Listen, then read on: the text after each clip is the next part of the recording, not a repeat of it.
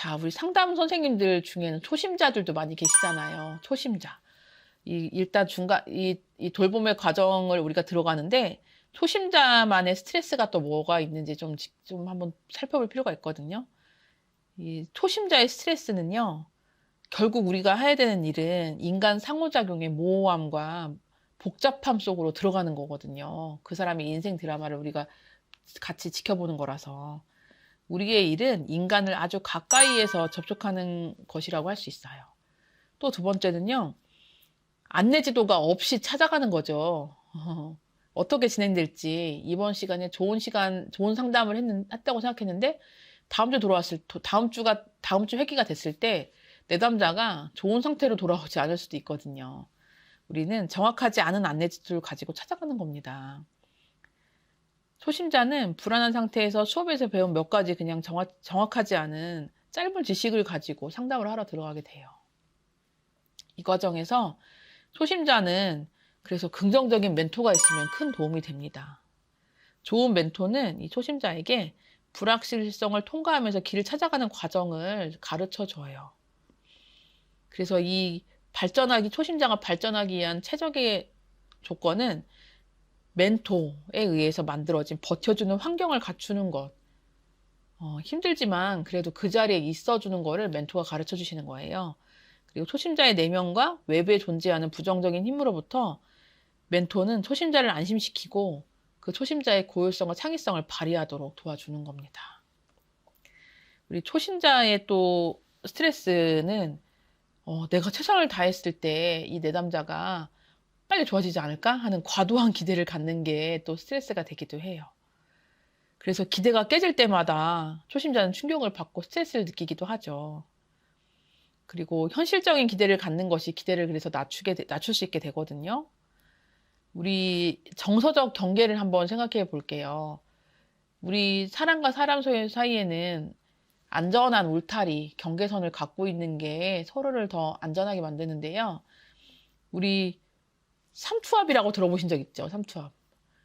농도가 높은 곳에서 낮은 곳하고 이렇게 서로 그 물이 왔다 갔다 하는 건데요. 삼투압은 농도가 낮은 곳에서 높은 곳으로 이렇게 움직이는 거를 말하는데 정서적 경계에서 삼투압은 반대로 일어나요. 고통감이 큰 쪽에서 안전한 쪽으로 흘러가거든요. 그래서 이 초심자하고 내담자하고 그 정서적 경계면이 차이가 클 때 그 경계면을 넘어서 초심자가 압도되실 수 있어요, 내담자한테. 그 경계면을 잘 지켜야 되겠다. 그리고 초심자의 스트레스로 윤리적이고 법적인 면에 대한 혼동을 가질 수가 있어요. 어디까지가 내가 도와줘야 될 선인지, 내담자의 어디까지 내가 개입해줘야 될 건지 혼동하실 수 있어서 이거 멘토한테 꼭 물어보고 상의를 하셔야 돼요. 자, 여기까지가 초심자의 스트레스이고요. 그 초심자를 포함한 우리 상담 실무의 어려움들이 있죠. 우리 소진에 대해서 알아보기 위해서 상담 실무의 어려움도 한번 살펴볼게요. 내담자들은 대부분까지는 아니더라도 해결을 꼭 해야 되는 문제를 가지고 오는데 그 문제들은 대부분 해결이 불가능한 경우가 많을 수 있어요. 그 내담자 중에 예를 들어서 돌아가신 어머니가 너무 보고 싶어서 슬퍼서 오신 분, 어머니 데려올 수 없잖아요.